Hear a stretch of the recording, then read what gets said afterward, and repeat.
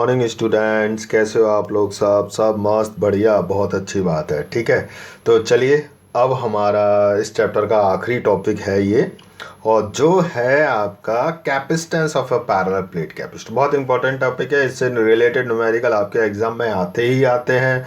तो दो तरीके से हम निकालेंगे कि अगर पैरेलल प्लेट की कैपेसिटर के बीच में कंडक्टिंग स्लैब रखते हैं तब कैपेसिटेंस क्या आएगा कैपेसिटर का, और जब डाइलेक्ट्रिक स्लैब रखते हैं पैरेलल प्लेट के कैपेसिटर के बीच में तब उसका कैपेसिटेंस कितना निकल कर आता है। तो ये दो बहुत मोस्ट इंपॉर्टेंट टॉपिक हैं इस चैप्टर के, इनको हम पढ़ने वाले हैं। इससे रिलेटेड आपको न्यूमेरिकल मिलता ही मिलता है, और कॉन्सेप्चुअल भी इस चैप्टर से आपको इस वाले टॉपिक से मिल सकता है।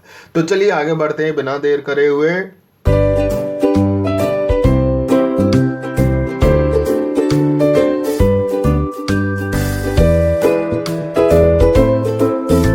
तो बेटा पहला टॉपिक है हमारा capacitance of a parallel plate capacitor with a conducting slab. ठीक है, तो जो कंडक्टिंग स्लैब है उससे रिलेटेड आपको एक प्रॉपर्टी पता होनी चाहिए। वो प्रॉपर्टी क्या है कि कभी भी अगर किसी भी कंडक्टर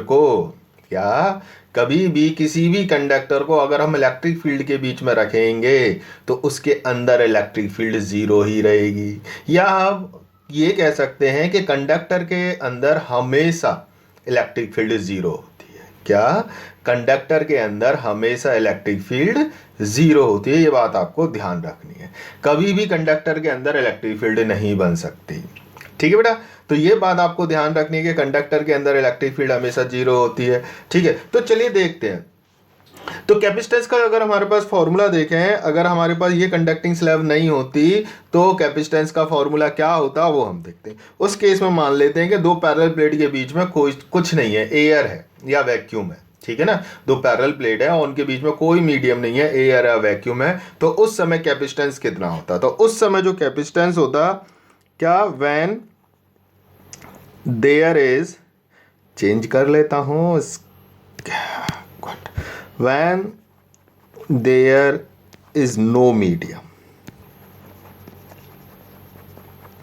ठीक है ना, when there is no medium capacitance कितनी होती है हमारी, उसको हम रिप्रेजेंट करते हैं सी नॉट से।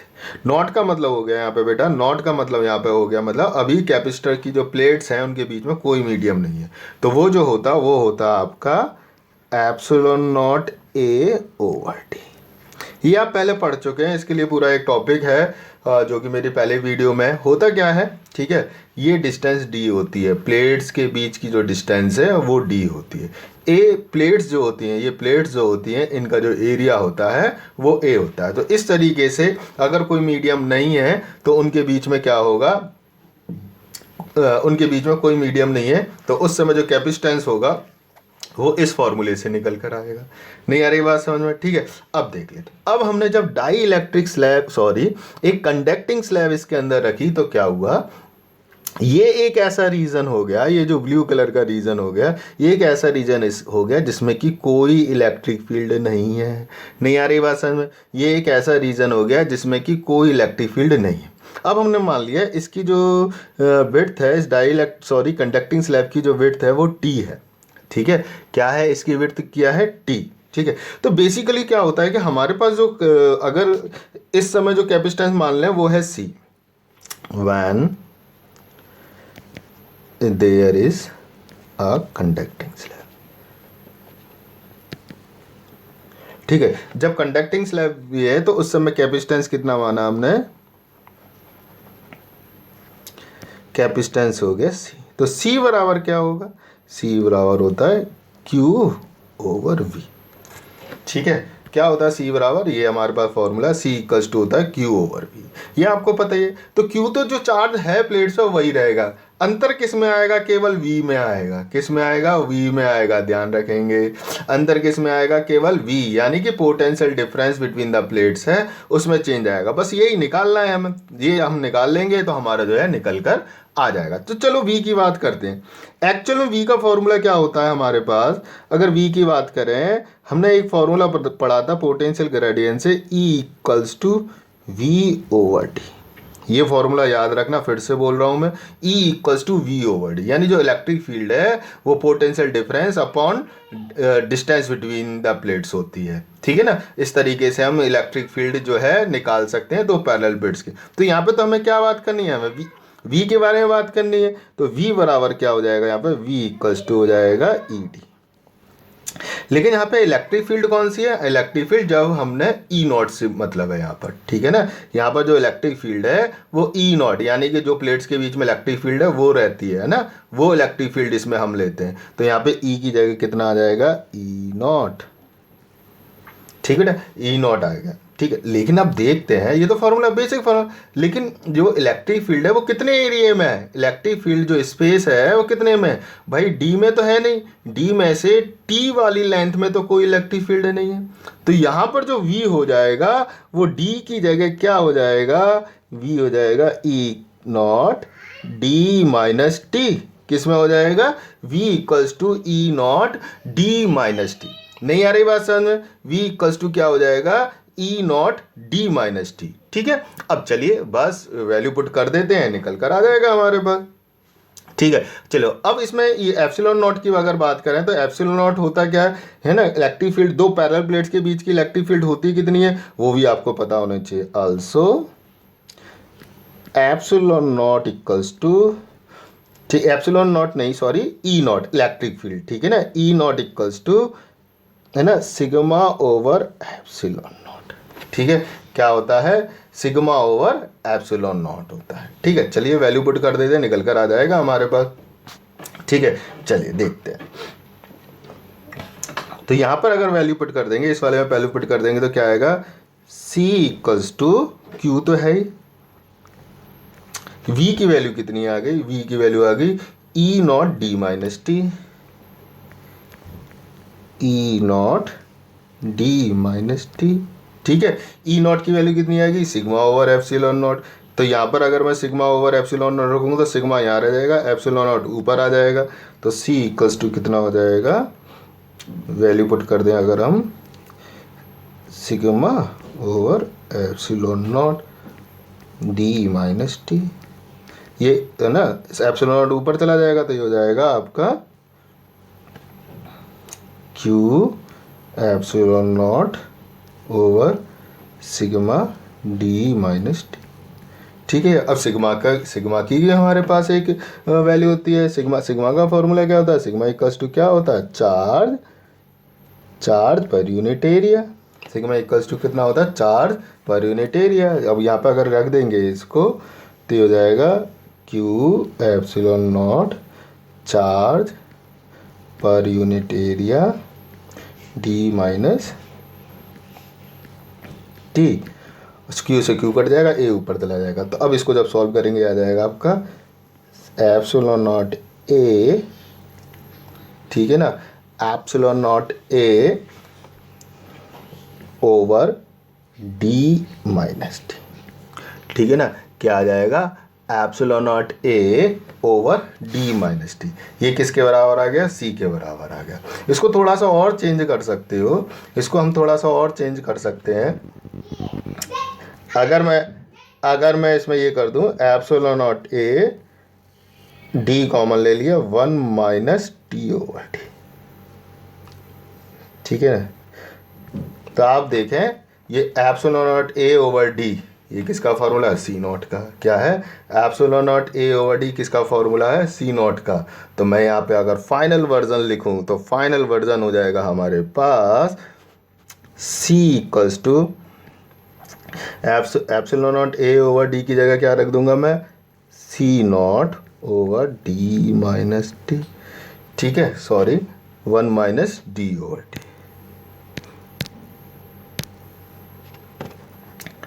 1 माइनस टी ओवर टी। ये हो गया आपके पास फाइनल फॉर्मूला। ठीक है बेटा, ये हमारे पास फाइनल फॉर्मूला हो गया। ठीक है, क्लियर हुआ, समझ में आया, आई होप आपको समझ में आया होगा। ठीक है, तो चलिए अब पढ़ते हैं अगले टॉपिक की तरफ।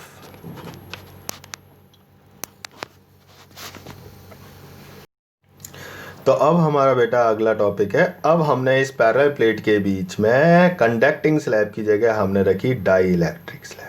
क्या रखी इसमें हमने रख दी डाई इलेक्ट्रिक स्लैब। अब डाई इलेक्ट्रिक स्लैब, इससे पहले जो वीडियो मैंने बनाया उसमें बताया क्लियरली कि उसमें जो डाई इलेक्ट्रिक स्लैब होती है वो दो तरीके की होती है, एक पोलर डाई इलेक्ट्रिक्स और एक नॉन पोलर डाई इलेक्ट्रिक्स। ये भी बताया है इसमें जो इलेक्ट्रिक फील्ड डेवलप होती है, अगर किसी डाई इलेक्ट्रिक स्लैब को अगर आप इलेक्ट्रिक फील्ड के अंदर रख देंगे तो उसके अंदर जो इलेक्ट्रिक फील्ड डेवलप होती है उसकी direction opposite to the external electric field होती है, ठीक है ना, या डाइपोल मूवमेंट की डायरेक्शन एक्सटर्नल इलेक्ट्रिक फील्ड की डायरेक्शन होती है। इस बात का ख्याल रखना है बस आपको, ठीक है। तो अब हमने जब डाई इलेक्ट्रिक स्लैब रखी है इसमें जब हमने डाई इलेक्ट्रिक स्लैब रखी है तो इसके अंदर भी एक इलेक्ट्रिक फील्ड डेवलप होती है। इससे पहले वाले वीडियो में मैंने क्लियर किया हुआ है, ठीक है। तो उसमें जो इलेक्ट्रिक फील्ड डेवलप होती है या इसके अंदर जो डाई इलेक्ट्रिक स्लैब है उसका जो डाइपोल मूवमेंट है वो इलेक्ट्रिक फील्ड की डायरेक्शन के अपोजिट होता है। क्या होता है? इलेक्ट्रिक फील्ड की डायरेक्शन के अपोजिट होता है, ठीक है।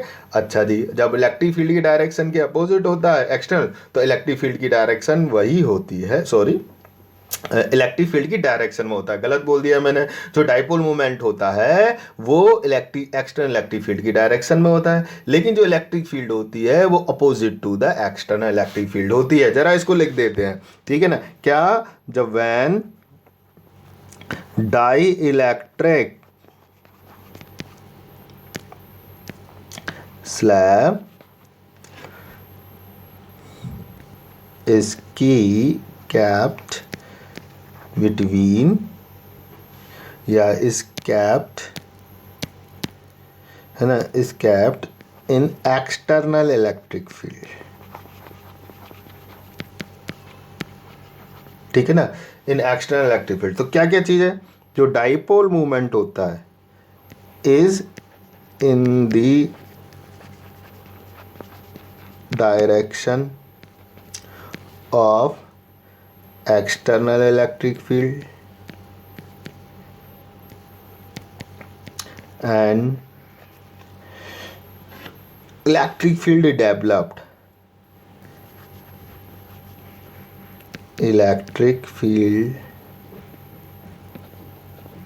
developed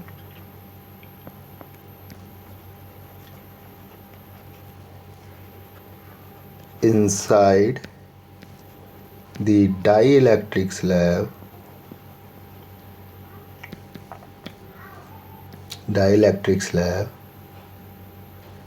is in opposite direction of external electric, ठीक है ना। ये दो बात आपको ध्यान रखनी है। तो क्या हो गया, ठीक है ना। तो अब इसमें क्या हो गया कि इसके अंदर जो है इलेक्ट्रिक फील्ड जो है बन रही है, ठीक है। अब आगे देखते हैं। तो इसके अंदर टोटल इलेक्ट्रिक फील्ड अगर हमने मान लिया कि नेट इलेक्ट्रिक फील्ड हमारी ई नॉट है, जो एक्सटर्नल इलेक्ट्रिक फील्ड है वो क्या है? ई नॉट, और इसके अंदर जो इलेक्ट्रिक फील्ड डेवलप हुई वो ई पी, ठीक है। तो नेट इलेक्ट्रिक फील्ड इस रीजन में कितनी रह जाएगी भाई? ई नॉट में से ई पी माइनस कर देंगे तो इस वाले रीजन में जितनी डाई इलेक्ट्रिक स्लैब की डेप्थ है उसमें जो इलेक्ट्रिक फील्ड रह जाएगी वो रह जाएगी ई नॉट माइनस ई पी। नहीं आ रही बात समझ? Net electric total external electric field है ई नॉट, इसके अंदर इलेक्ट्रिक फील्ड डेवलप हुई ई पी जो कि अपोजिट डायरेक्शन में, तो इस वाले रीजन में जो इलेक्ट्रिक फील्ड रह जाएगी वो ई नॉट माइनस ई पी। तो इस वाले रीजन की हमें इलेक्ट्रिक फील्ड पता है, और इस रीजन के अलावा जो इलेक्ट्रिक फील्ड रहेगी वो रहेगी ई नॉट। अगेन पिछली बार की तरह ही बिल्कुल करेंगे।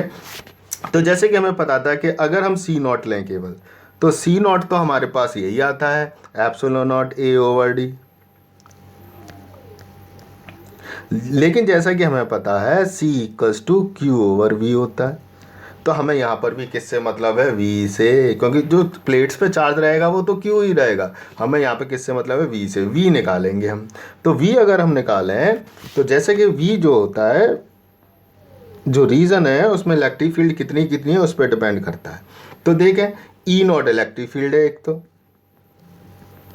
और E नॉट इलेक्ट्रिक फील्ड कितने रीजन में? D minus T, T region में तो ई इलेक्ट्रिक फील्ड है। क्या है? ई इलेक्ट्रिक फील्ड है, ठीक है, जो कि किसके बराबर है? E not minus E P के बराबर है, ठीक है।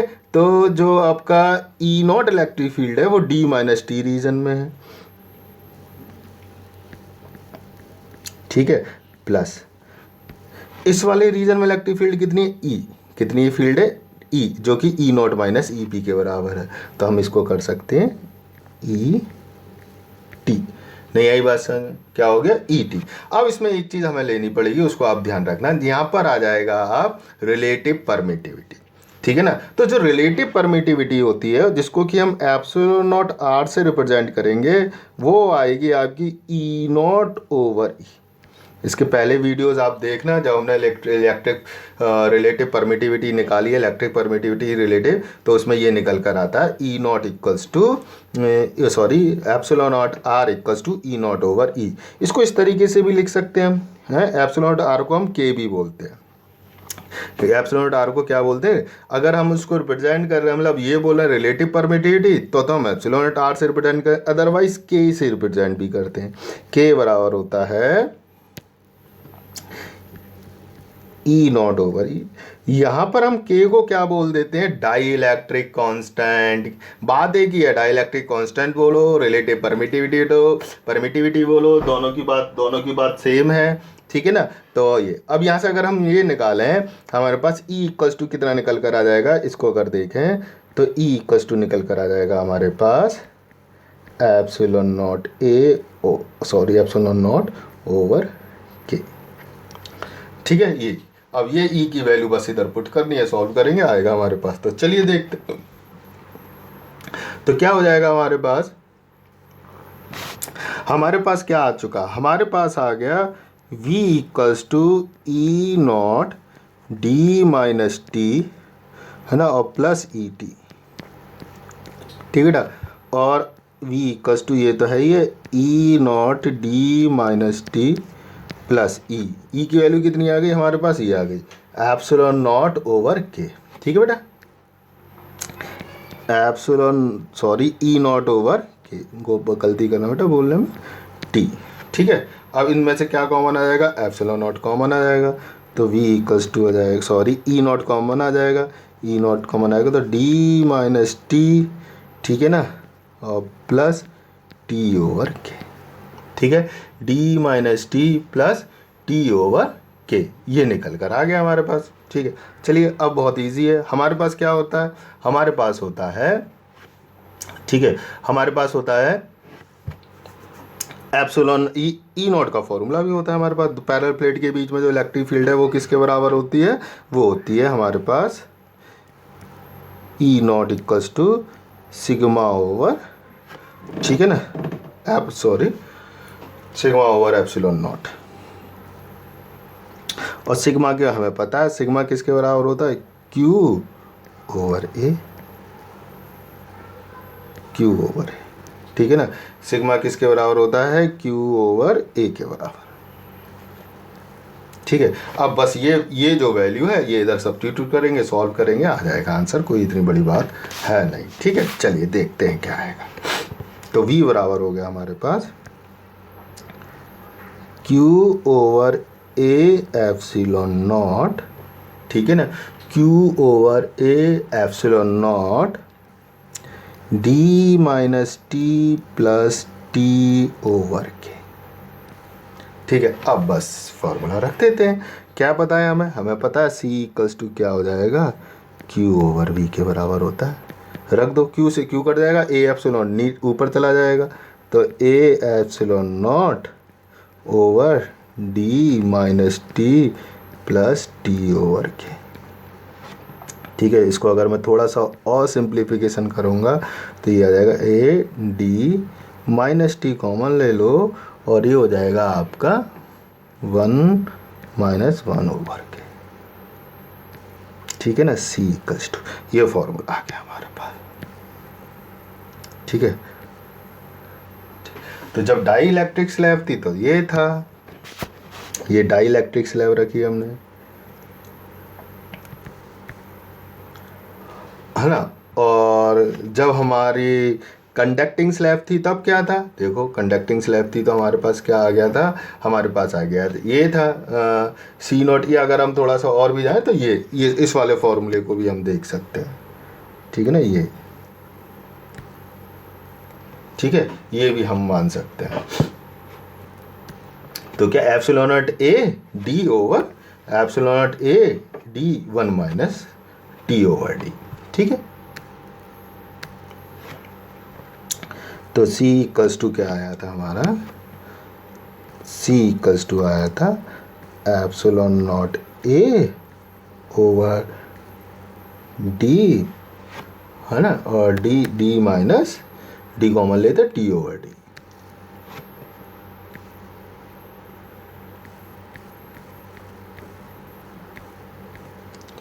ठीक है, ये हमारे पास फॉर्मूला आ गया। ये कब फॉर्मूला हो गया, ये हो गया हमारा जब कंडक्टिंग स्लैब है।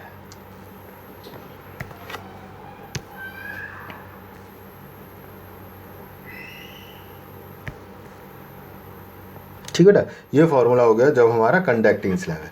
दोनों ही केसेस में यानी अगर पैरेलल प्लेट कैपेसिटर के बीच में अगर हम डाइलेक्ट्रिक स्लैब रखेंगे तब भी कैपेसिटेंस बढ़ेगा, कंडक्टिंग स्लैब रखेंगे तब भी कैपेसिटेंस बढ़ेगा। तो आप देख सकते हैं जो भी माइनस हो रहा है डी में से कुछ ना कुछ माइनस हो रहा हो तब उसका डिवाइड लग रहा है, यानी कि नेट कैपेसिटेंस आपका बढ़ेगा चाहे आप डाइलेक्ट्रिक स्लैब रखें या कंडक्टिंग स्लैब रखें। याद रखना ये कंसेप्शन में पूछा जा सकता है, चाहे आप डाइलेक्ट्रिक स्लैब रखेंगे तब भी कैपेसिटेंस बढ़ेगा पैरेलल प्लेट कैपेसिटर का, और चाहे कंडक्टिंग स्लैब रखेंगे तब भी कैपेसिटेंस बढ़ेगा आपका इसका, ठीक है ना, पैरेलल प्लेट कैपेसिटर का। ठीक है, इससे रिलेटेड न्यूमेरिकल आपके आ सकते हैं। और आज के इस टॉपिक में इतना ही, बाकी अगले टॉपिक में आपसे फिर से मुलाकात होगी। Thank you very much.